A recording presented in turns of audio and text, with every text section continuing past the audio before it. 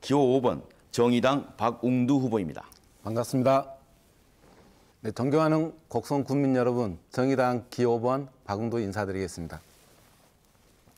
곡성의 시민사회단체가 주최한 토론회가 세 분의 후보님께서 불참하여 무산되었습니다. 그러나 이렇게 마주하게 돼서 반갑습니다.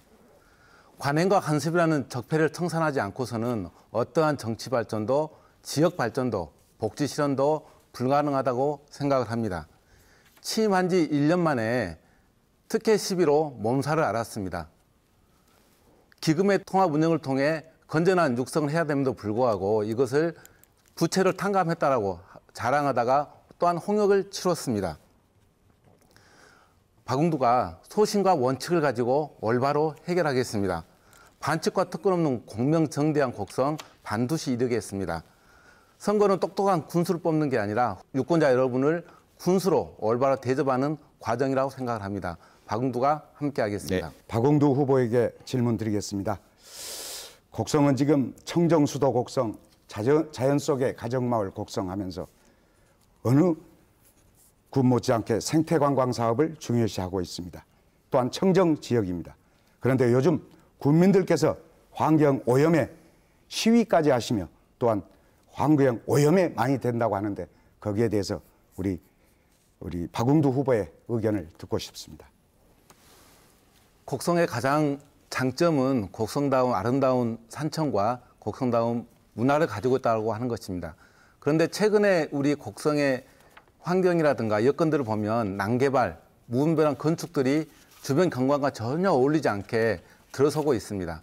섬진강변에 보면 짚라인이라고 하는 우뚝선 철골 구조물이 하나 있습니다.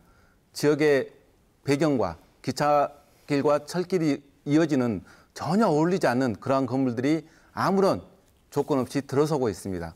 또한 환경 폐기물 소각장 공장이 있습니다. 20년간 수많은 행정처분을 받아오면서 주민들에게 고통을 안겨주었습니다.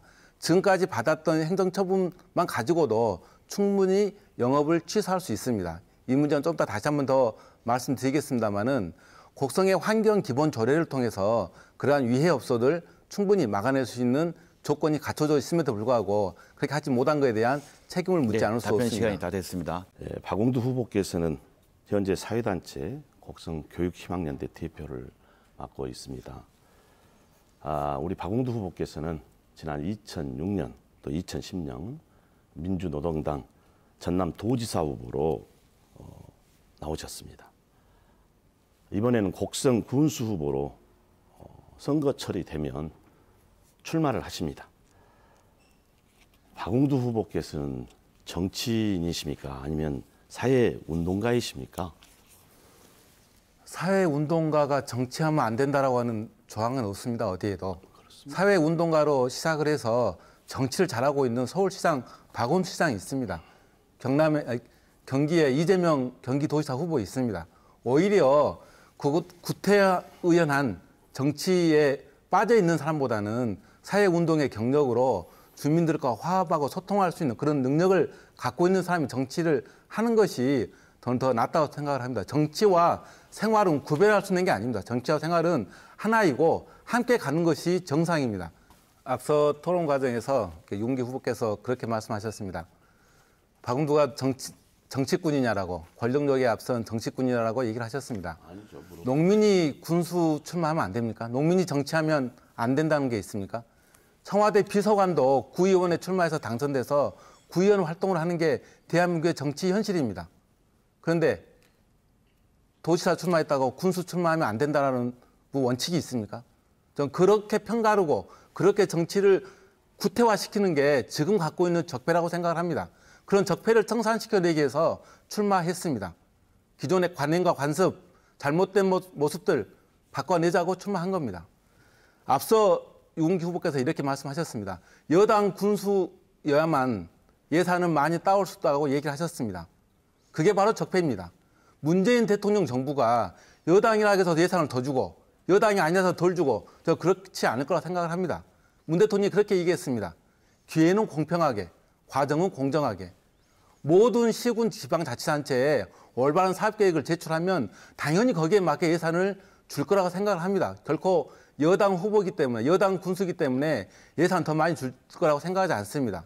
저는 이런 문제에 대해서 그렇게 아직까지 구태연한 정치적 예, 질문해 입장을 주시죠. 가지고 있는 유승규 후보님의 생각이 저는 많은 문제가 있다고 생각합니다. 이런 문제에 대해서 어떻게 개선하실지 얘기 부탁드리겠습니다. 아니, 전 정치꾼이라는 얘기 안 했어요.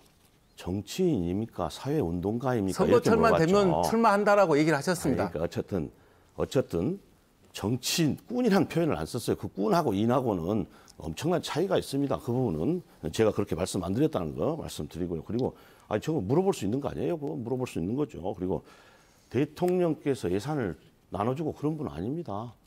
네, 대통령이 예산 주고 그런 건 아니에요. 그건 박 문재인 의원님 정부의 여당 군수가 되셔야 예산을 많이 가져올 수 있다라고 분명히 조상래 후보님에게 말씀하셨습니다. 아니, 그 말씀을 그럼 그걸 드리는 지적을 한 거죠. 겁니다. 그러니까 대통령께서 예산을 나눠주는 건 아닙니다. 하지만 대통령이 소속돼 있는 정당의 후보이기 때문에 저는 그 많은 인맥을 쌓고 있다.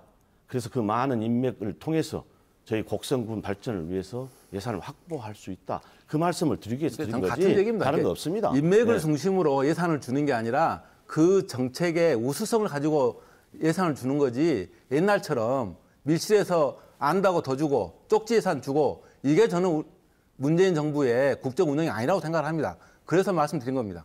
맞습니다. 그건 문재인 정부의 국정 운영 철학은 아닙니다. 네.